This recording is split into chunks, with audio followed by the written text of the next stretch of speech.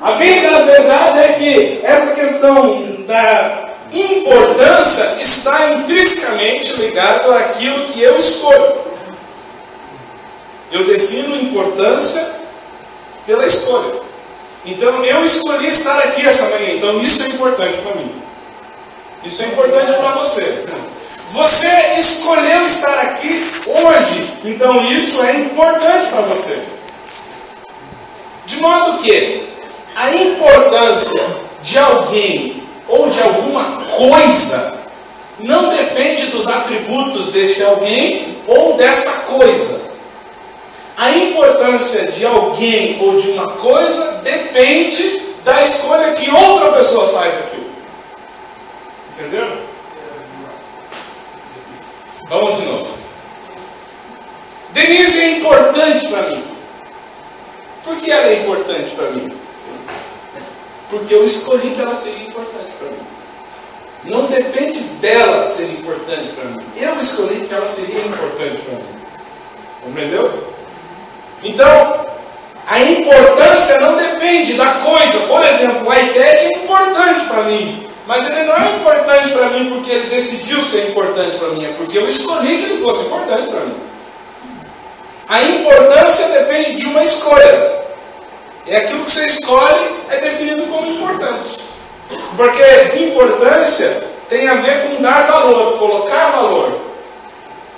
Importância tem a ver com eu olhar a quantidade de valor que aquilo me representa. Então aquilo se torna importante para mim. Então, quando a gente está falando do perfeito amor de Deus e trazendo para nós, pegando esse conceito de importância, eu e você nascemos para ser importantes. Posso ouvir a mim? Amém. Eu e você nascemos para ser importantes. Isso não é uma palestra de autoajuda. Fica tranquilo. Não é assim, levanta a mão e diz, eu sou importante. Não é isso. Não é uma palestra de positivismo. Não é isso. Mas por que eu chego a essa conclusão? Que eu e você nascemos para sermos importantes. Por causa de um versículo. Efésios 1, 4. Vamos ler comigo. 1, 2, 3 já. Calma. O que é que define a importância de uma coisa? E o que o texto está dizendo? Deus nos escolheu. Eu nasci para ser importante não por causa de mim. Não pelos atributos que em mim existem. Mas por causa da escolha dele.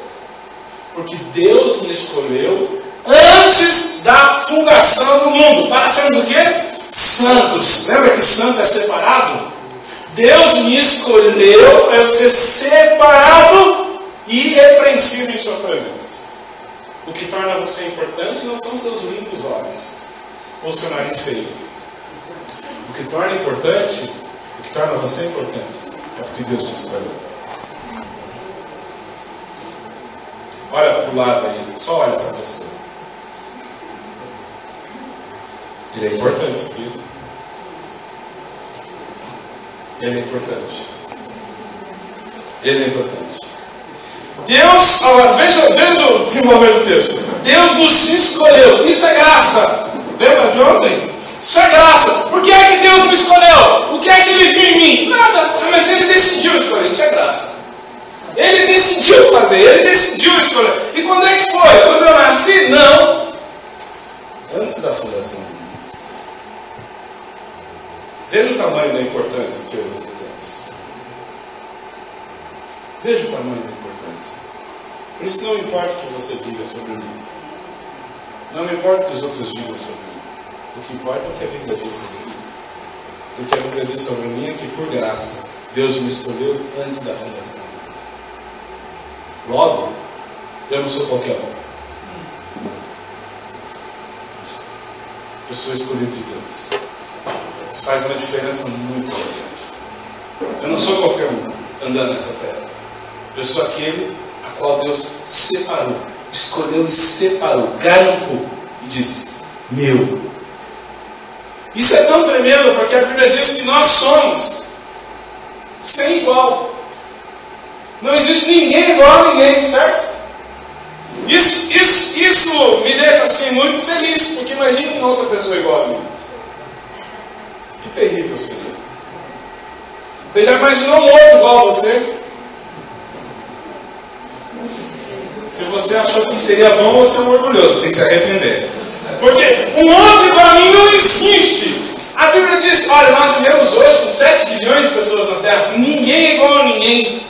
Nem as batidas do coração batem igual. Será que isso não faz de você alguém importante? A Bíblia diz que assombrosamente eu fui formado. E quando eu estava no ventre da minha mãe, Salmo 139, Deus já me conhecia ainda informe. Sem forma, quando os meus ossos estavam sendo formados, Deus já me conhecia. Tremendo. Eu sou importante porque Ele me escolheu. Não sou importante porque eu quero. Eu não sou importante porque há valor em mim. Eu sou importante porque Ele deu valor a mim. E tanto deu valor que morreu. Agregou valor. O Senhor agregou valor. Então aqui nós começamos a entender um outro princípio. Gálatas 5:1. Hoje eu vou encher vocês de texto. 1, 2, 3 já. Vamos lá. Foi para a liberdade que Cristo nos libertou. Portanto, permaneçam firmes e não se deixem submeter novamente ao jugo de escravidão. Uau! Primeiro Deus me escolheu. Aí você sabe que tem pecado, etc. Não vou falar do plano de salvação, não falei. Mas quando vem Jesus, a Bíblia diz que Ele me chamou para a liberdade. Para ser livre. Livre. Livre é livre, gente. Livre é livre. Livre é livre. Você é livre para fazer o que você quiser. Não compreendeu isso?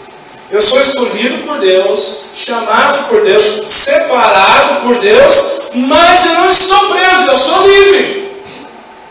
Eu faço o que quero, vou aonde quero, vivo como quero. Essa é a liberdade para a qual Cristo me chamou. Então você diz assim, mas se eu quiser encher minha cara, eu posso? Pode. Se eu quiser sair por aí fazendo sexo com todo mundo, eu posso? Pode. Está perigosa essa teologia. Calma. Foi para a liberdade que Cristo te chamou. Você fazer o que você quiser da sua vida. Agora, veja bem. O grande problema é que o ser humano não sabe desfrutar de liberdade. O ser humano não sabe o que é ser livre. E em sua liberdade ele se destrói. Mas pense que quando ele se destrói, não é que ele destrói somente a ele destrói aquela criação que é do eterno. Nós não sabemos ser livres. Se nós estivéssemos no acampamento, por exemplo, e não tivéssemos uma lista de horários, a gente de repente nem todo esse público estaria aqui. Você estaria dormindo uma hora dessa. Não é verdade? Com certeza, muitos estariam dormindo. Você nem teria levantado para tomar café. Se nós não tivéssemos uma lista ali de horários para dizer assim, agora nós vamos fazer isso, agora nós vamos fazer aquilo, isso aqui ia virar uma bagunça. Porque nós não sabemos desfrutar de liberdade. Quando Deus criou o homem, Deus deixou o homem livre. Disse, você pode fazer o que você quiser. Decida para o que você quiser, Adão. Decida. A vida é livre para você. Você vai e faz o que você quiser. Porém, como nós não sabemos desfrutar de liberdade, foi colocado uma lei. A lei foi posta não é para punir. A lei foi posta para dar um limite para você não se ferir. Agora vai começar a ficar denso. Eu fui chamado para liberdade, mas eu não sei viver liberdade, então eu preciso de uma lei. Nós poderíamos ter reunido esse acampamento e dito assim, olha, vocês fazem o que vocês quiserem, a hora que vocês quiserem. Então muitos de vocês não desfrutariam nem desse momento. Porque o seu coração, a sua liberdade, você ia fazer o que você bem entendesse na telha. Então a gente colocou uma regra, a gente colocou uma lei. Mas essa lei não é para te condenar, essa lei é para te proteger. Ela não é para te punir, é para te guardar. Por exemplo, quantos de vocês usam o cinto de segurança quando estão no carro? Por que você usa o cinto de segurança? Seja sincero.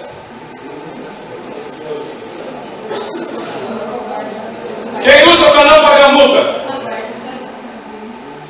2, 3, 4, 5. Ok. Fala sério, a gente precisava de uma lei. Será que nós precisávamos de uma lei que multasse as pessoas por não usar cinto de segurança? Por que existe a lei para multar as pessoas que não usam cinto de segurança? Porque as pessoas são burras.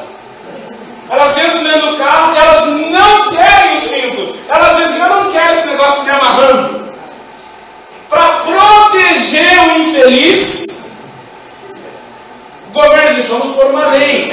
E essa lei vai puni-lo quando ele não fizer. Porque nós queremos protegê-lo. De modo que a lei, ela não vem para punir, ela não vem para condenar. Ela vem para proteger.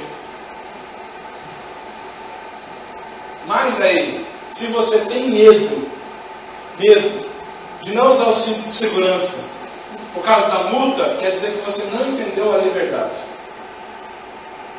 A livre escolha de poder usar o cinto para se proteger. Então você precisa da lei. Jesus nos libertou da condenação implícita na lei. É por isso que o texto vai dizer que foi para a liberdade que ele nos chamou. Veja o próximo versículo. Assim a lei foi o nosso tutor até Cristo, para que fôssemos justificados pela fé. Veja que o não me toques, o não reles, o não pegue, o não tome, o não faça, o não aquilo, o não outro. Essa questão não era para me punir, mas era para me proteger. Então, voltando lá, você é livre para fazer o que quiser. Quiser encher a cara, enche. Quiser se drogar, se droga. Quiser pegar todas, pegue. Mas isso vai destruir você. Não seja burro. Não seja burro. E quando Jesus está falando, agora nós estamos indo para outro nível. Quando ele está falando, foi para a liberdade que ele nos chamou, é para nos sermos livres do pior dos domínios, que é nós mesmos. Tem uma música do... Essa é a irmã do Leonardo Gonçalves. Acho que é primo, na verdade, que ele é adventista. Então é primo. Que ele diz, hoje eu sou livre, pois ele vive, e eu sou livre, enfim, de mim. Interessante. Livre, enfim, de mim. 1 Coríntios 8, 9, que é o próximo versículo, diz o seguinte: contudo, tenham cuidado para o exercício da liberdade de vocês, não se torne uma pedra de tropeço para os fracos. E aqui entra o texto que o Mateus leu de manhã, que se a vossa justiça não exceder em muito a dos fariseus. Não é que o Deus do Novo Testamento está mais bonzinho. O Deus do Antigo Testamento era ruim, era matar, cara. Não, o Deus do Novo Testamento ainda acho que é pior. Porque antes eu tinha que dormir com uma mulher para ser adultério. O Deus do Novo Testamento disse que não, basta você olhar e já adulterou. O que você acha que é mais fácil, o Antigo ou o Novo?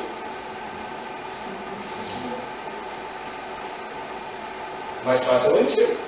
O Antigo disse que se eu saio no fight com o Duda, sou réu. O Novo diz que só se eu falar palavras para ele eu sou real. Qual que é mais fácil, o Antigo ou o Novo? Antigo, né? Mas como disse uma Mafu, bendito, Jesus já livrou-me de toda a condenação, do grito, do adultério, do matar e etc. Foi para a liberdade de Cristo. Agora, eu estou falando isso porque quando eu tinha um grupo de amigos que a gente se reunia, estudávamos muito sobre graça. Nós, na época, né, eu era mais novo, decorei Efésios, Gálatas, a gente decorava. Na verdade era uma disputa de egos para ver quem decorava mais. Mas enfim, no fim ficava bom o negócio. E a gente veio com umas piras assim. Então agora que tem a graça graça, agora que tem Jesus, agora que nós somos livres, a gente não precisa nem orar muito.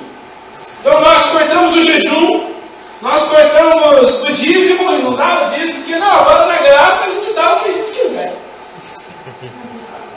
E é verdade. Hoje eu entendo que é verdade. Na graça eu dou quanto eu quiser. Agora a teologia está ficando pior. Na graça eu dou quanto eu quiser. Eu estou livre da lei. Só que olha o texto de Jesus. Se a vossa justiça não exceder em muito. Na lei é 10%. Na graça é quanto? Tudo. A graça é tudo. Jesus disse que se você não estiver disposto a abrir mão de tudo por amor a Ele, você não tem lugar para Ele.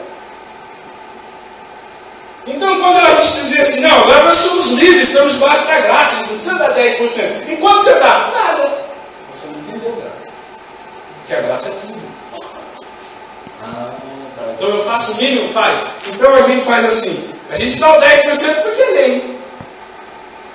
Mas quando eu posso, eu dou 30%, eu dou 40%, eu dou 50%. Até que um dia o Senhor me deixe dar 50%. Isso é graça.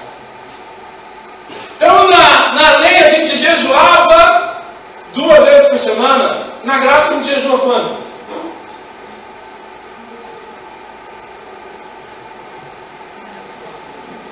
Quanto a gente jejua na graça, gente?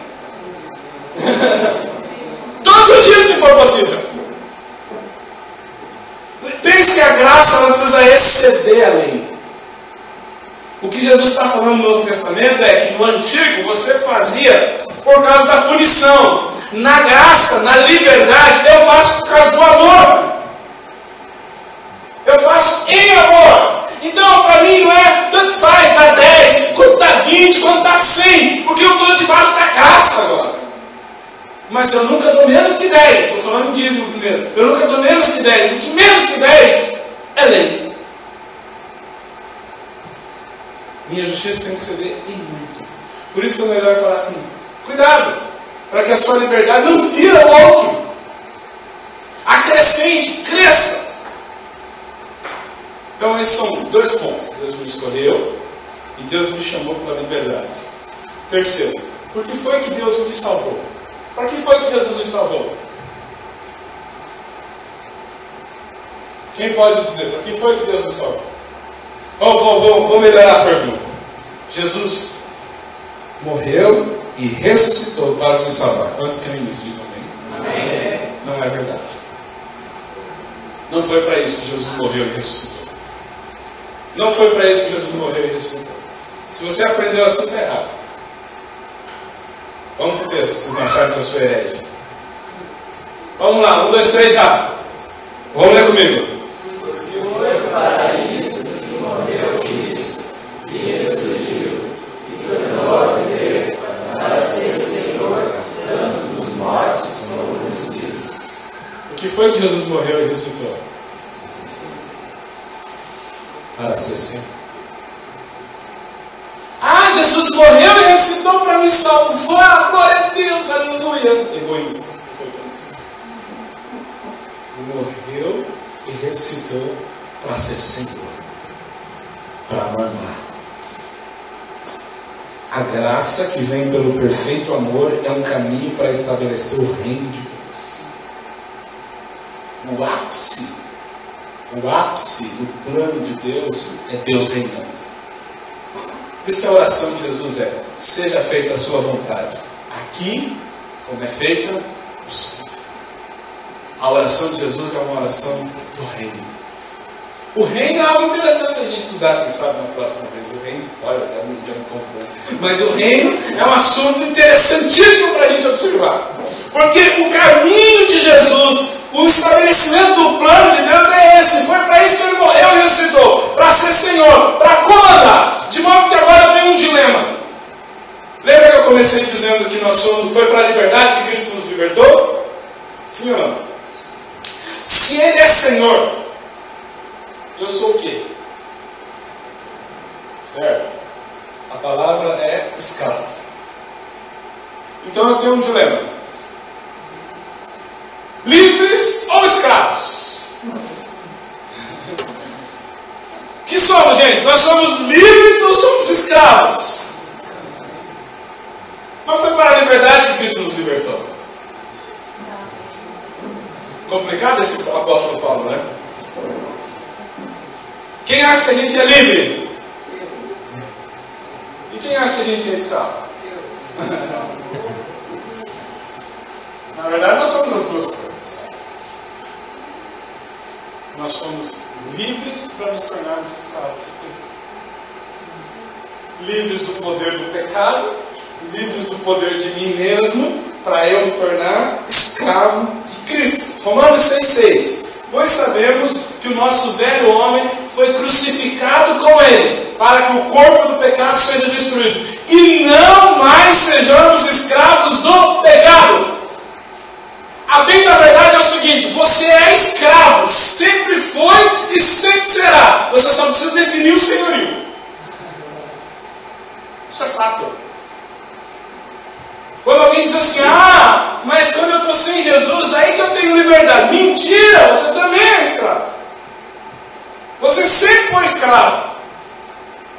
E lembro quando eu estava no grupo, eu tinha meus amigos assim na escola, e aí eles iam beber e eu sempre tomando leite ou guaraná, né? Você não pode porque você é crente. Eu falei, não, eu não posso porque eu não sou burro, é diferente. Eu posso, é vocês que não podem. Eu posso beber, posso não beber. É vocês que não podem deixar de beber. Porque vocês são escravos. Você compreende? Você é escravo, você só precisa definir o senhorio. Pode ver que passar dúvida. Essa é a frase. Escravo você já é. Você só precisa definir quem é senhor. Ou pode ser o pecado, ou pode ser Cristo. Ou pode ser o Senhor, ou pode ser você mesmo. O outro texto diz: vocês foram libertados do pecado e tornaram-se escravos da justiça. Quando alguém senta na sala do aconselhamento e fala assim, pastor, eu não consigo deixar de fazer. Eu falo, mentira. Se você tem força para pecar, você tem força para não pecar. É uma questão de decisão para quem você vai se entregar. Para quem você vai se entregar. Eu tenho uma amiga minha, ela tinha uma vida, tinha, graças a Deus, uma vida muito promíscua. E ela dizia assim, mas você não consigo me libertar. Eu falei, consegue. Ela tem uma filha de 4 anos, eu digo, você, quando tem seus amantes, você tem ela junto com sua filha? Ela disse, não, pelo amor de Deus, Deus o livre, não sei o quê, Ave Maria, fez suas relações. Quer dizer então que você tem um limite, né? Ela falou, tem. Se você tem a cara de pau de pecar nessa tamanha grandeza, você tem força para pecar. É só uma questão de decidir. Eu penso em Saul. Você lembra do rei Saul? O rei Saul desobedece a Deus descaradamente, oferecendo sacrifício. Mas quando aparece Golias, ele não tem coragem. Como é que tem coragem para pecar contra Deus e não tem coragem de derrubar um Golias? É uma questão de escolha, de decisão. De decisão. Você define quem vai ser o Senhor da sua vida. Ou você é escravo do pecado, ou você é escravo de Cristo. Por isso que você é livre. Foi para a liberdade que Cristo te chamou. Você é livre para escolher o Senhor. Você é livre para escolher o dono. Você é livre para escolher quem domina. Mas você diz, Marcos, mas eu já ouvi isso muitas vezes. Como é que Deus pode fazer com que eu seja livre e escravo ao mesmo tempo? E aqui, irmãos, é um texto assim que... Eu sei que vocês são luteranos, mas acho que vai merecer um glória a Deus, uma aleluia. Até uma língua estranha, de repente. Colossenses 1. O mistério que esteve oculto durante épocas e gerações, mas que agora foi manifesto a seus santos. A eles quis Deus dar a conhecer entre os gentios a gloriosa riqueza deste mistério, que é Cristo em vocês, a esperança da glória. Como é que Deus resolveu o negócio? Gente, amorzinho, você que não faz.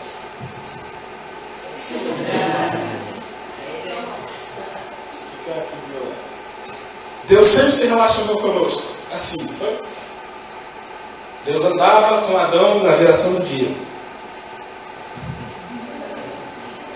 Esse é o meu Adão. Não, Adão é eu sou Deus. Ok, sempre se relacionando. Assim como o homem. Quando o homem se aparta, Deus fica aqui. E o seu Espírito vem de quando em vez e investe no homem. Não é isso? E sim é o Antigo Testamento. Então o Espírito do Senhor veio sobre Moisés. Não está aqui com Moisés. Aí sai de Moisés. Depois o Espírito vem com Josué. Aí depois sai. Depois vem com... Vamos lá pensar os juízes, vai. Vem com Gideão, Eude, não mais os outros. Lembra Débora, Baraque, vem com Sansão. Aí sai. Aí vem o Saul. Aí sai. Aí vem o Davi. Aí sai. Aí vem o Salomão. Deus se cansou desse negócio. Deus se cansou desse negócio de ir e vir. Deus se cansou dessa ideia de estar e não estar. Então Deus arquitetou um plano. Deus disse, quer saber de uma coisa? Eu não vou mais ir e não vou mais vir. Eu vou uma vez, eu vou morrer, eu vou voltar para o céu, mas uma parte de mim, que é o Espírito Santo, não vai mais ir, não vai vir. Eu vou entrar. Melhor. O Senhor disse, eu vou entrar nele. Agora eu sou um com ele. Cristo em nós, a esperança da glória. Ele não está mais fora, ele não está mais do lado, agora está em mim, dentro de mim. Você carrega Deus dentro de você. Você tem noção do que é isso? Deus está em mim. Em mim. Ele não está lá. Está aqui. Não é lá. Se você perguntar para o Joãozinho, onde é que Deus mora, João? Joãozinho 3, mas ele vai te dizer, no céu e no meu coração. Tem dois lugares que Deus mora. No céu e no coração. Como é que ele faz isso? Aí já é mais complicado para explicar. Eu explico a Trindade. Mora lá e mora aqui.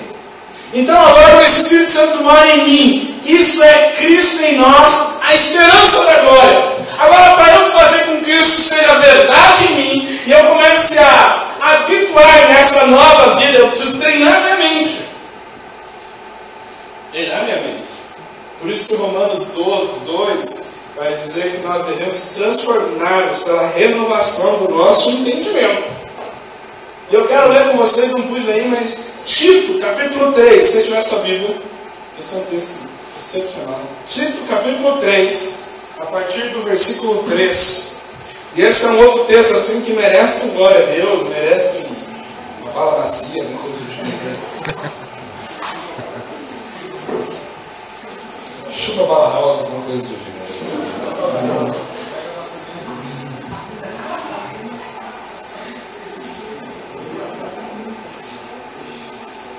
Tito 3, a partir do versículo 3.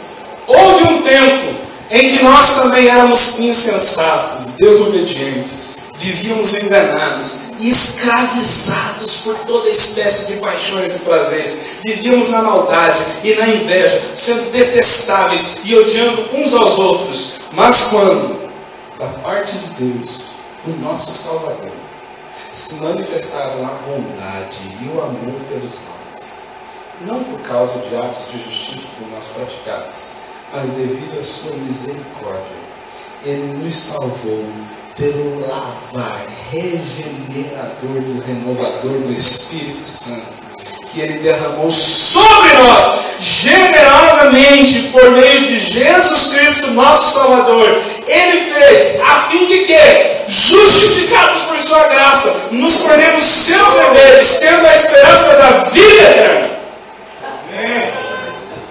Ele, por sua graça, por sua bondade, não por atos de justiça, decidiu entrar em mim, me lavar pela renovação do Espírito, dia após dia. Por isso eu preciso treinar minha mente. Não é isso que vai me fazer ser salvo, porque eu fui justificado, foi por graça. Agora eu já estou em santidade, eu estou na santificação. Justificação, eu falei ontem, graça, amor perfeito.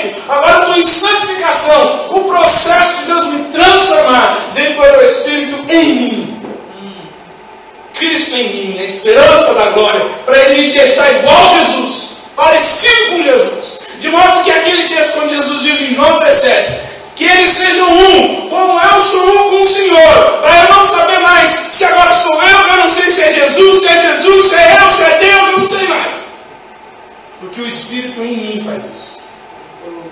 Eu sou um com Ele, Ele é um comigo. De modo que eu tenho que treinar minha mente, treinar meu coração para essas verdades. E eu treino através de disciplinas espirituais. A graça me possibilita cumprir as disciplinas. Oração, porque a oração alinha o meu coração. Eu não oro para ser salvo, eu não oro para ser justificado, eu oro só para alinhar meu coração com Deus. Eu não oro por imposição, eu não oro por obrigação. Eu oro porque eu oro. Palavra de Deus, a palavra purifica a minha mente. Jejum, doutrina os meus desejos. O serviço me torna humilde. Quando você não serve, você não serve. Quem não vive para servir, não serve para viver para servir. É o serviço que me torna humilde. Filipenses 2 vai dizer isso. Tendes em vós o mesmo sentimento que houve em Cristo, que mesmo sendo Deus, não teve por usurpação ser igual a Deus, antes aniquilou-se a si mesmo, em forma humilde, serviu aos homens. Quem não serve, não tem história para contar. Você lembra aquela passagem de um menino que tinha 5 pães e 2 peixes, né? Imagina esse menino no outro dia na escola. Navega comigo na história. Vamos pensar ele no outro dia na escola. A professora chama todo mundo, aí está lá o Moisés, né? Jezrael. Como é que foi seu dia onde, Jezrael? Ah, mas ele disse estudando a Torá. Seu dia onde, como é que foi? Ah, foi com meu pai. Como é que foi seu dia onde, José? Ah, eu fui colher uvas com meu pai. Quando chega no domingo dos 5 pães e 2 peixes. Imagina a cara que ele faz. E o seu dia como foi? Professora.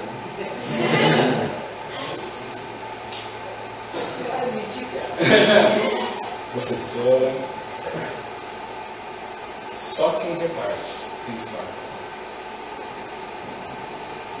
Quem não reparte não tem história para contar. Só quem reparte tem história. Só quem serve tem história para contar. E a última disciplina é de mentoria, porque a mentoria quebra minha independência. Você precisa de gente mandando em você. Você precisa de um mentor. Vocês devem estudar isso na igreja de vocês, mas você precisa de gente. Eu preciso de alguém que diz, ó, está errado? Faz assim. A Bíblia diz, sujeitai-vos uns aos outros, submetei-vos uns aos outros. Você precisa de gente comandando a sua vida. Você precisa de gente sobre você. É a mentoria que quebra a minha independência. A palavra, a ordem de Jesus é vão e façam discípulos. Eu preciso fazer e preciso ser discipulado. Quem vive sozinho se quebra. Quem mentoria você? Quem você ouve? A quem você se submete? Se essas disciplinas espirituais não fazem parte da sua vida, você não entra atrás. Você não entra atrás. E eu queria fazer a última parte. Quanto tempo eu tenho ainda? Ajuda.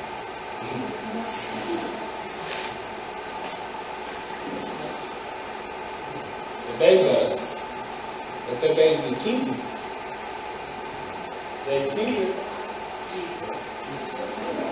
Eu tenho 15 minutos. Bora. É livre. Foi para a liberdade que Cristo me libertou. Ô Mateus, traz um copo d'água para mim, por favor. Sirva, tem o que repartir. Conta a história.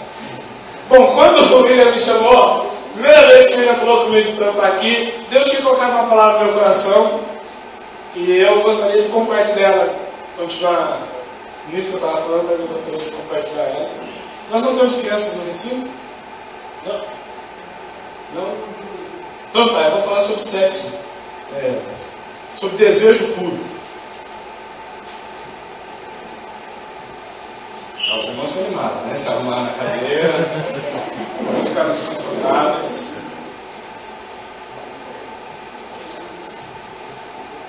O que seria a vida sem desejo? O que seria a música sem som? O que seria uma tela para um artista sem tinta? O que seria a vida sem desejo? Nada.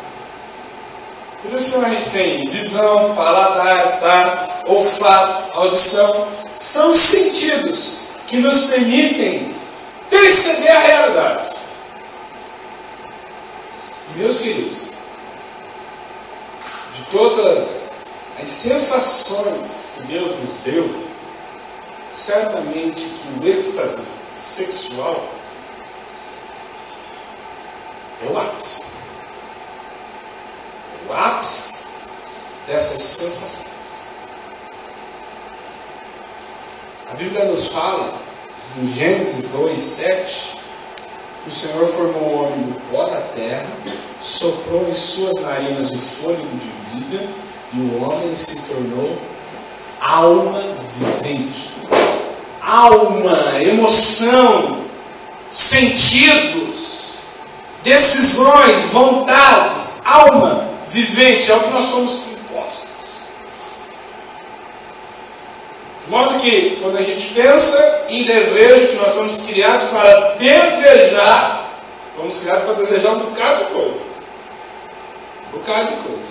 Mas é bem verdade que entre esses desejos, o sexo faz parte do ápice das sensações que nós sentimos. Quem aqui nunca namorou? Levanta a mão. Nunca deu um beijo na boca.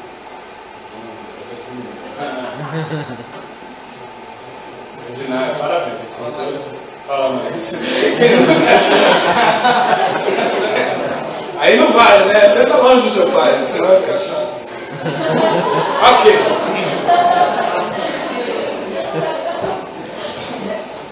Deixa eu só fazer uma recapitulação. Vocês entenderam a primeira parte que eu falei sobre escolha, sobre liberdade? Entenderam tudo isso, gente? Senão eu vou avançar aqui, vocês vão achar que eu estou falando de lei. Não estou, não. Tá? Bora lá. Existem três maneiras de a gente ver a questão do desejo e a questão do sexo. O primeiro é a cultura da massa. A cultura da massa é de libera geral. Nós vivemos nessa geração de sexo, drogas e rock and roll. Rock and roll já passou, quer dizer, sexo, droga e pop. Sexo, droga e maneirão. E funk, sei lá, sexo, droga. Mas essa trilogia da massa geral continua.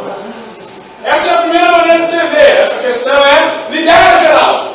A segunda maneira de se ver é o da religião. Isso que é perigoso. O da religião é o proibido, é o tabu, o mito, o preconceito, a demonização. Então o menino ficou ereto, ele está endemoniado. O mito não se fala do assunto. Fica assim entre eu sei, mas finge que não sei, você sabe que eu sei, finge que eu sei, que eu quero fingir que não sei. Não é? Ninguém fala, ninguém toca, fica em meandros, assim, o negócio fica meio melindroso. O menino lá tem uns trejeitos, mas ninguém quer dizer que ele tem trejeito. Porque se disser ofende, aí ele não sabe como é que lida com aquilo. E a menina tem os desejos, e ele tem os desejos, Então a religião cresceu com essa ideia de que é proibido, de que é tabu. E o proibido é sempre melhor. O proibido é sempre melhor. Fica um mito. Quanto na sua igreja fala sobre sexo? Quem já ouviu falar sobre sexo na igreja? Abertamente. Então você está lá há 15 anos, o irmão está na igreja. 20 anos na igreja. Sempre ouvindo.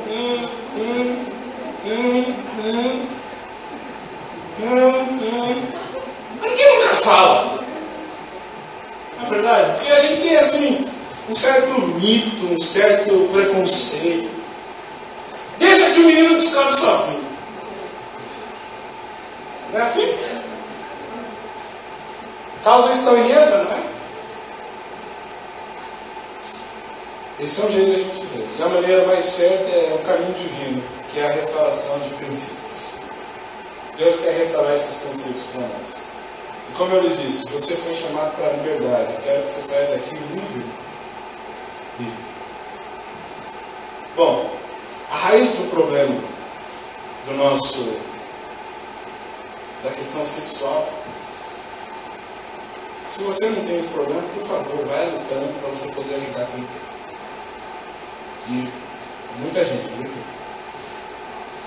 Muita gente. Vamos lá. Raiz do problema, são dois. O primeiro é o egoísmo e a segunda é a luxúria. O egoísmo, porque as pessoas usam os outros para se satisfazer. Você sabe que dentro dos casamentos, logo vocês vão casar, tem 5 grandes gigantes que destroem casamento: dinheiro, sexo, muito ou pouco, que tem casa, muito ou pouco, ou quase nada, comunicação, parentes, sogra, sogro, tio, enteado, sogro, primo, cunhado, e desgraça à parte, religião. São as 5 coisas que destroem casamento: dinheiro, sexo, comunicação, parentes e religião. Ou ministério, ou o jeito que você pensar. As coisas destroem. Não são poucos. Não são poucos. Os homens que usam suas esposas apenas como um depósito de esperma.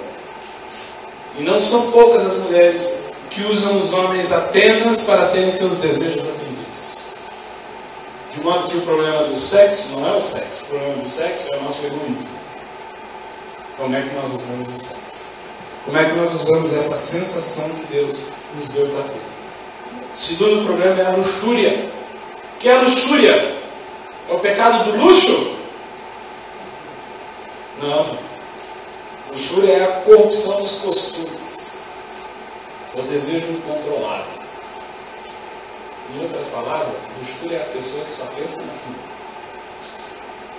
Você sabe que um adolescente pensa em sexo 90% do tempo.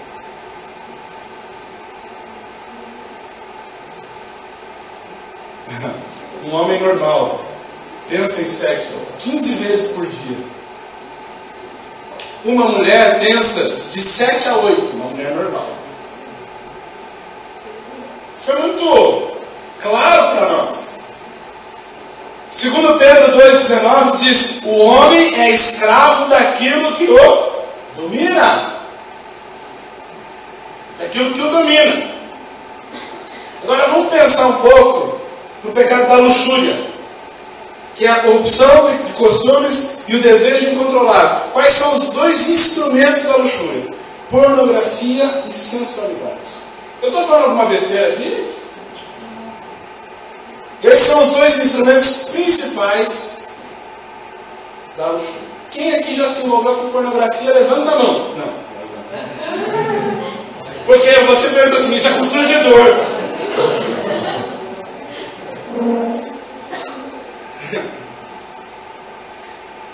O propósito da pornografia é um,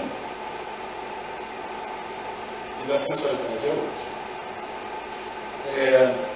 Veja, dentro da pornografia existe a masturbação. Masturbação não é pecado. Os meninos já se alegraram, né? Olharam assim, a menos que quando você estiver se masturbando, você pense numa porta, não é pecado. Você já pensou numa porta, você é doente, aí é uma outra questão.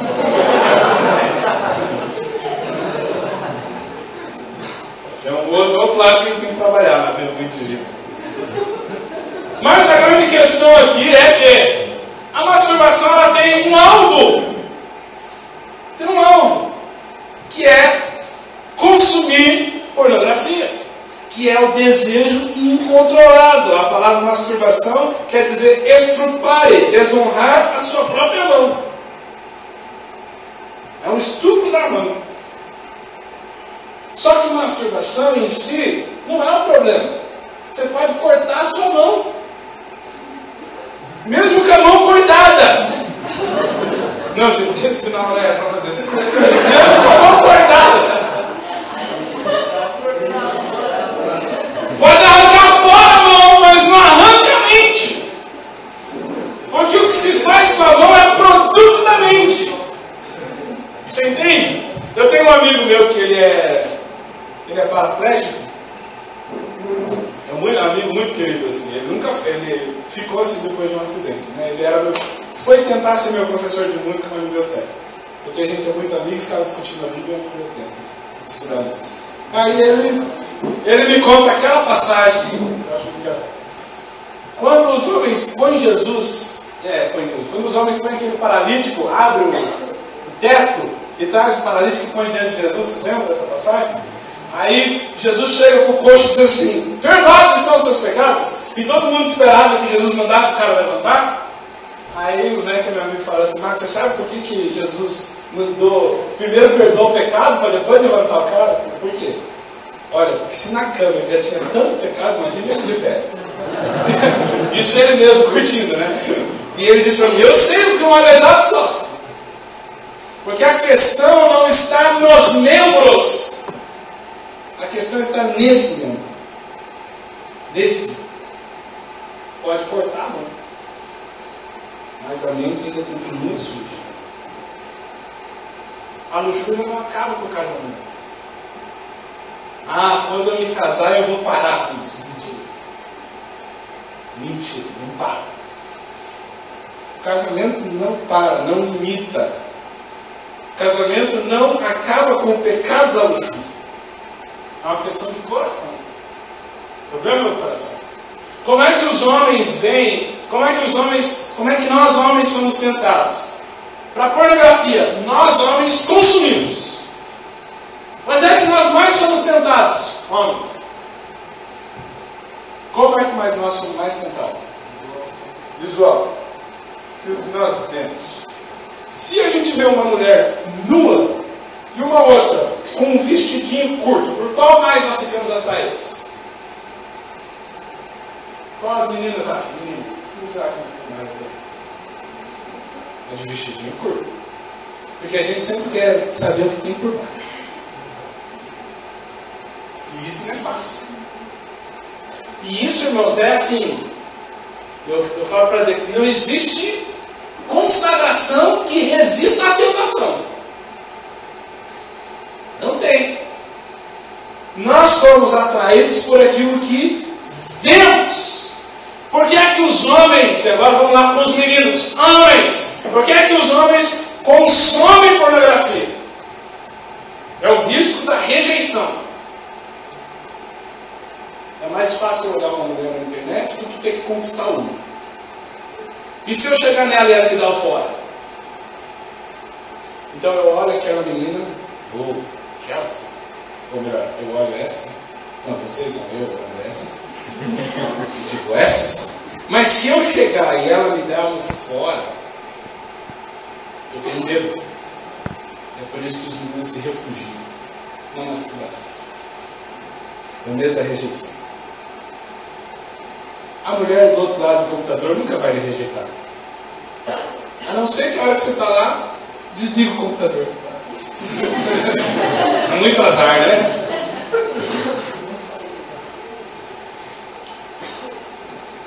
A pornografia, a masturbação, ela revela um problema de identidade. revela um problema de identidade. Você não é bem sarado na sua identidade.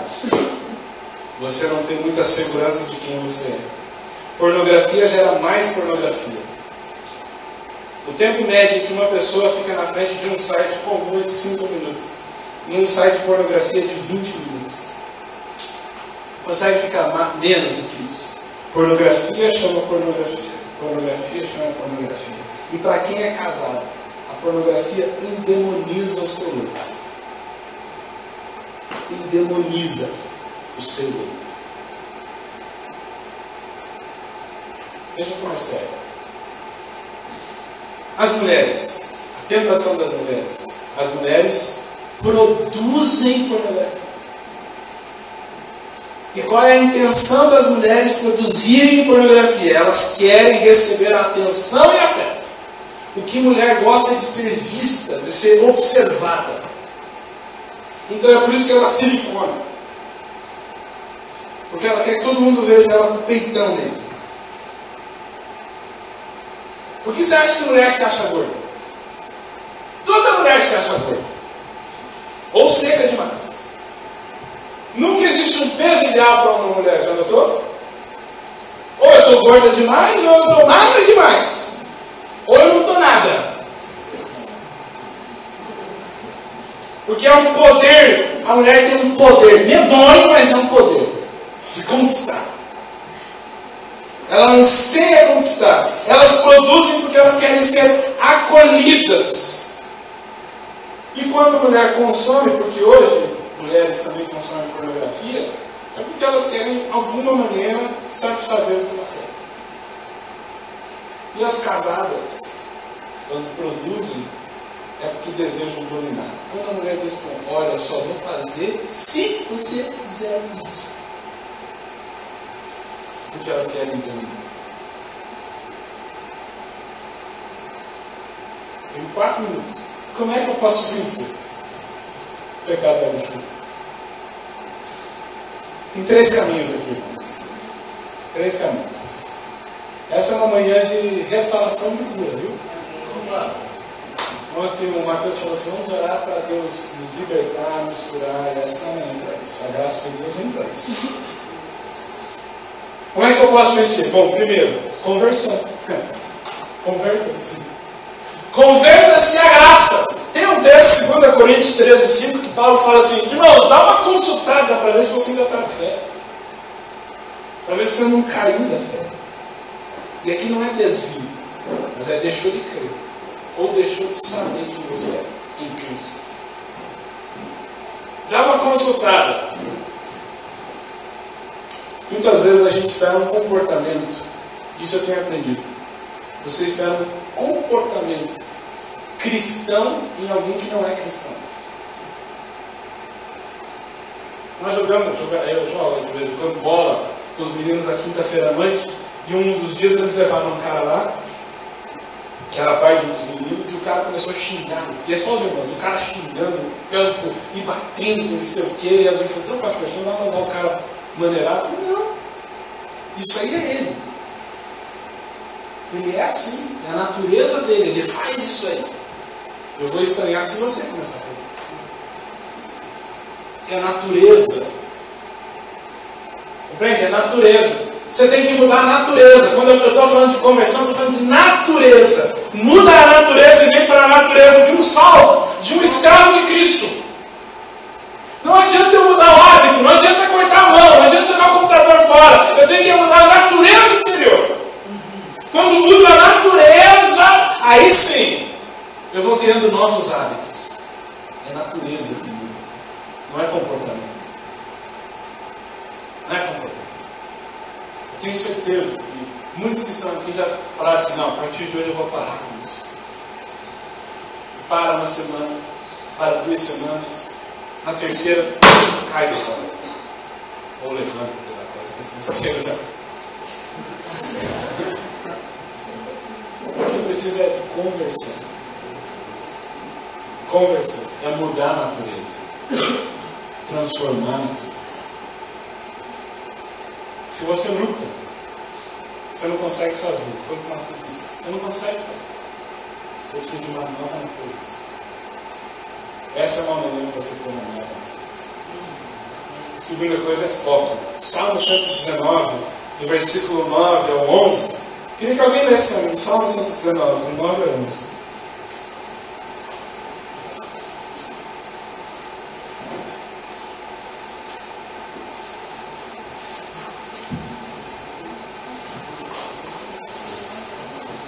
Salmo 119, do 9 ao 11. Como pode um jovem conservar toda a sua vida? É só obedecer aos seus mandamentos. Eu procuro servir de todo o coração. Por estes que amo o Espírito, os seus mandamentos. Guarda a tua palavra no meu coração para não pecar contra ti. Como é que eu posso me desviar, gente? Do mal. Como é que um jovem pode guardar o coração do mal? Focado na palavra de Deus. Enche a sua mente com a palavra de Deus.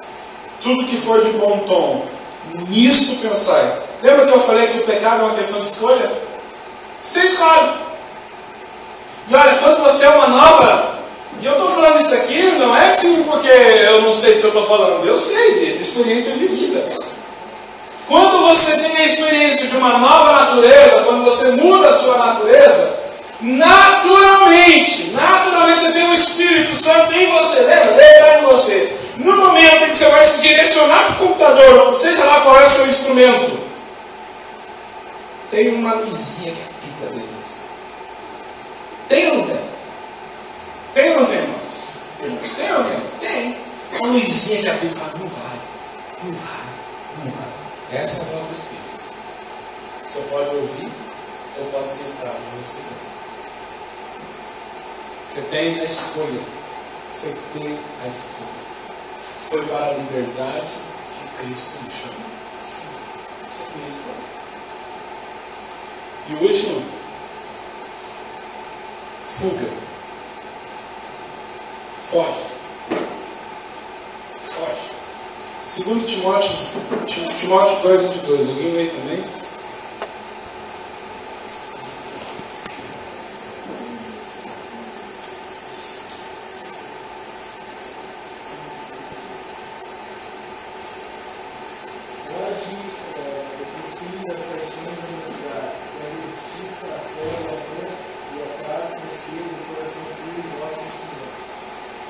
Foge das paixões da nossa vida. Esse provérbio 6:27.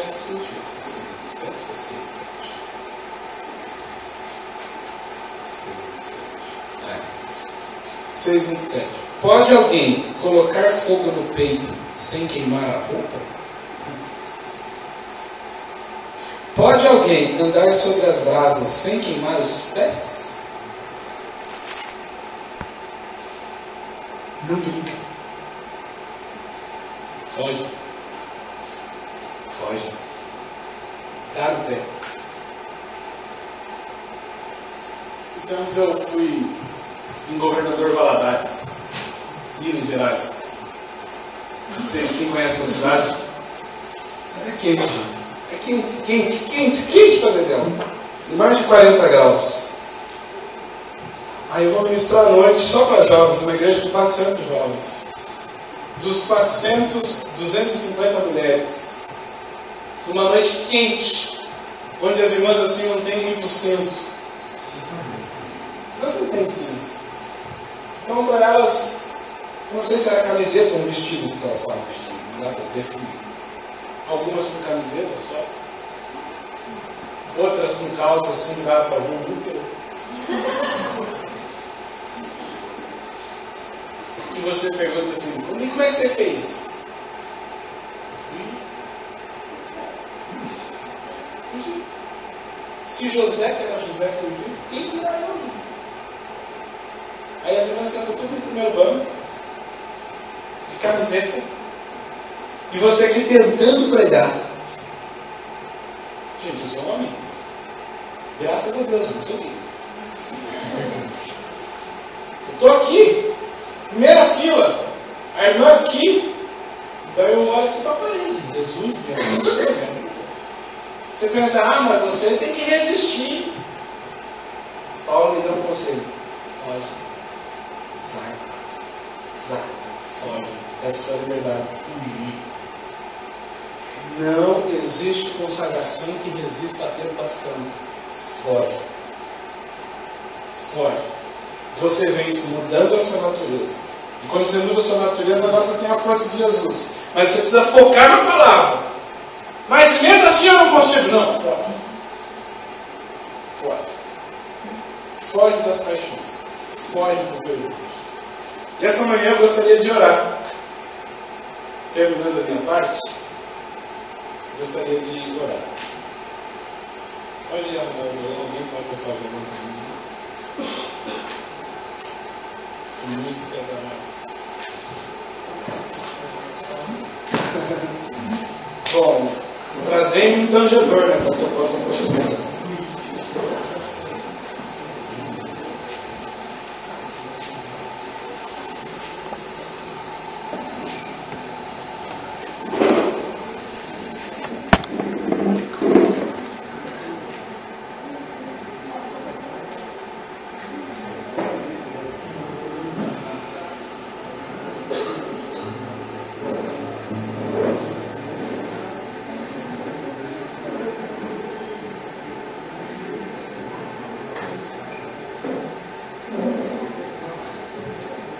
Gostaria de orar.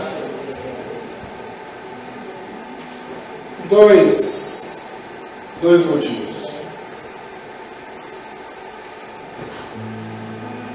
Primeiro com os meninos, depois com as meninas. Meninos consomem pornografia. Meninos abrigam os desejos mais impuros do coração. Mas Deus quer fazer uma geração limpa, santificada, e é possível. Com a nova natureza em Cristo é possível. Foi para a liberdade que Jesus Cristo te chama. Queria que você fechasse seus olhos nesse momento. Se você é um cara está lutando com os desejos da sua carne, eu queria que você colocasse isso diante de Deus agora em oração. E disse ao Senhor que viesse converter o seu coração ao coração dele.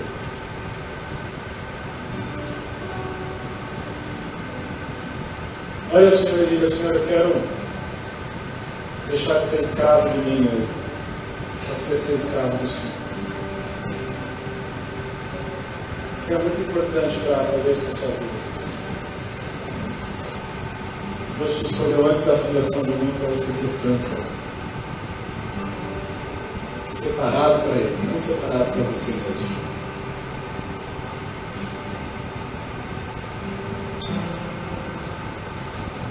Coloque isso diante de Deus.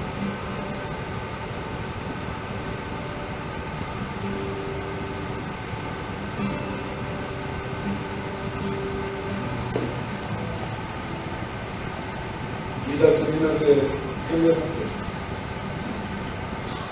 Mulheres buscam afeto, buscam carinho. Por isso se entregam facilmente a homens. Meninas, não permitam que o desejo domine vocês, que o afeto domine vocês.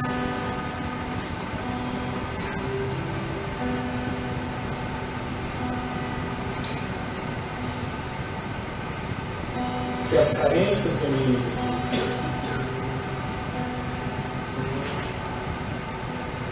Coloque isso diante de Jesus agora. Diga: Senhor, eu tenho carências que precisam ser preenchidas. E eu tenho buscado isso em meninos, em homens.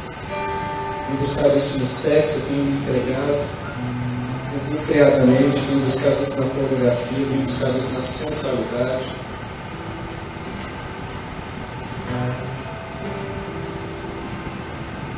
Entregue isso para Deus agora.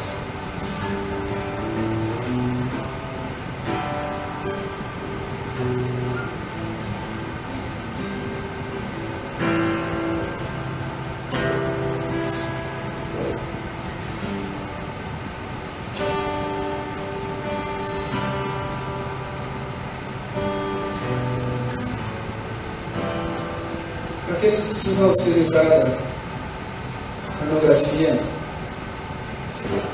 eu te convidar nessa oração a abraçar alguém que está do seu lado. Não fica constrangido. Se você é esse cara, só abraça assim. Põe a mão sobre o ombro de alguém.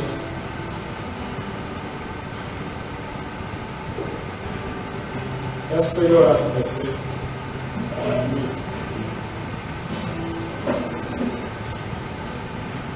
Não fica constrangido não. Esse é um alimento que Deus quer transformar você. Deus quer curar você. Você vai sair daqui vencedor. A Bíblia diz que em Cristo nós podemos andar em triunfo. Mais do que vencedores. O poder do pecado já foi destruído na cruz do Calvário. Você não precisa mais carregar esse fardo. Você não precisa mais carregar isso sobre a sua vida.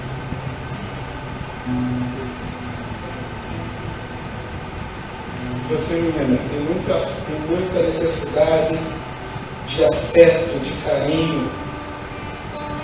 E por isso se entrega facilmente a qualquer menino, a qualquer homem. Também dê a mão para quem está do seu lado, abraça quem está do seu lado e deixa Deus te curar essa mão. Senhor, nós estamos diante da Tua presença.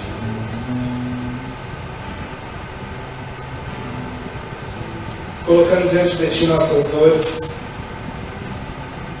colocando diante de Ti nossas necessidades, Senhor. Colocando diante de Ti nossas mazelas.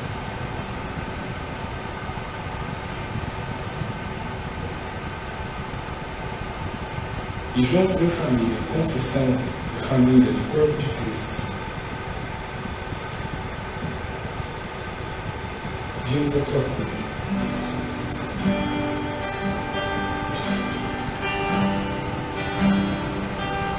Nós decidimos essa manhã ser escravos somente de Cristo. Ser escravos somente da graça de Cristo. Escravos da justiça, não mais escravos do pecado. Pai, aceita os corações que estão se convertendo a Ti agora.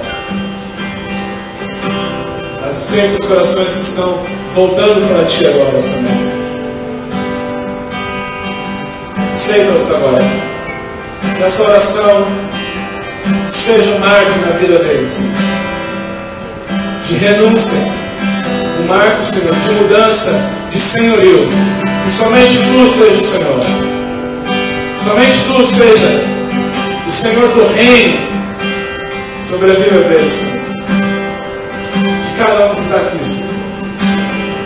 Ajuda, Senhor.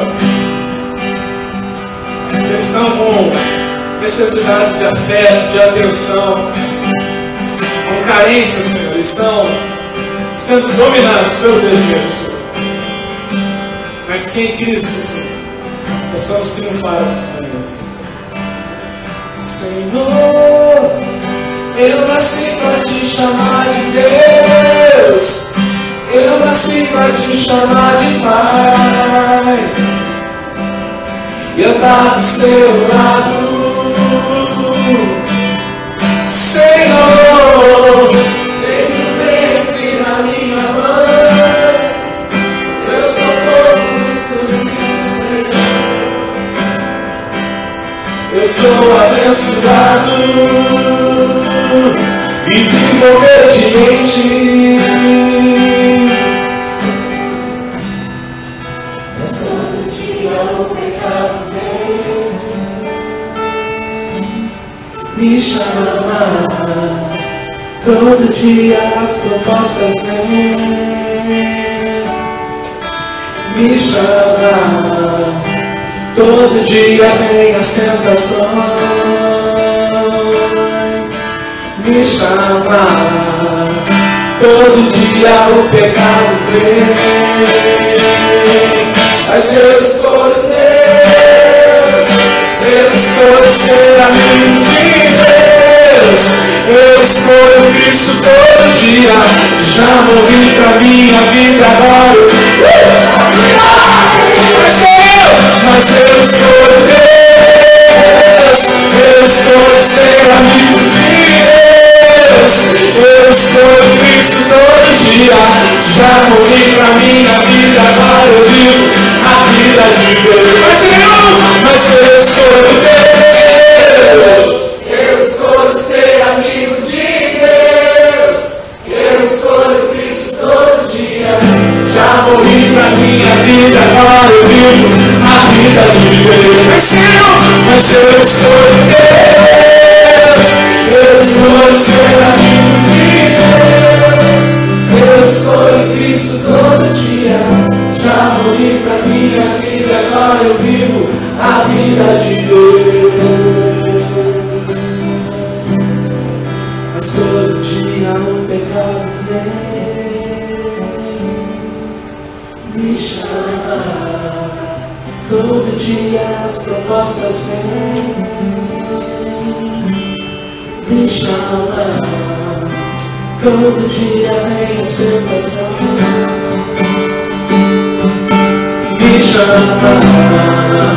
Todo dia o pecado vem. Nossa escolha. Mas eu escolho Deus. Eu escolho ser amigo de Deus. Eu escolho Cristo todo dia. Já morri pra minha vida, agora eu vivo a vida de Deus. Mas eu escolho Deus. Eu escolho ser amigo de Deus. Eu escolho Cristo todo dia. Já morri pra minha vida, agora eu vivo a vida de Deus. Mas eu escolho Deus. Eu escolho ser amigo de Deus. Eu escolho Cristo todo dia. Já morri pra minha vida, agora eu vivo a vida de Deus. Nós esperamos Deus.